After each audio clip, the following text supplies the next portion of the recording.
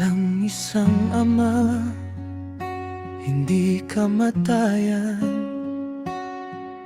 ang laman ng aking takot at isipan, kundi ang araw na ako'y mamaalam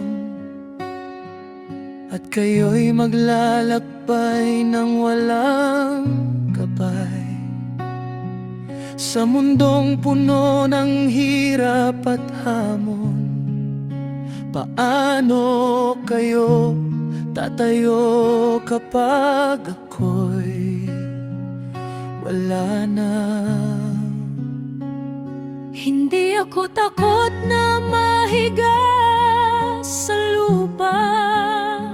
Ang masakit isipin, baka dumating ang oras kayo'y madapa, lumuha at tumingala.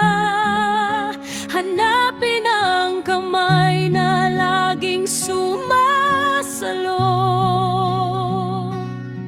Ngunit tinig ko na lang at alaala ang maiiwan sa inyong paglalakbay.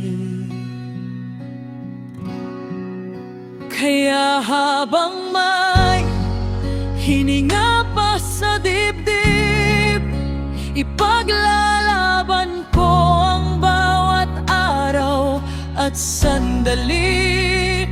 Hindi dahil sa sarili kong lakas, kundi dahil sa inyo, mga aking anak. Hindi ko kayang iwanan ng walang alam sa mundong marunong manakit ng walang kaalam. Ang bawat sakripisyo, bawat patak ng pawis, lahat ay para sa inyong magandang bukas. Kahit humina ang katawan at tumanda, ang pagmamahal ng ama ay hindi kukupa. May siyang ka pa ba? Dito ka muna. Hawakan mo ang kamay ko, huwag kang bibitaw. Hanggat ako'y narito, hindi ka pababayaan.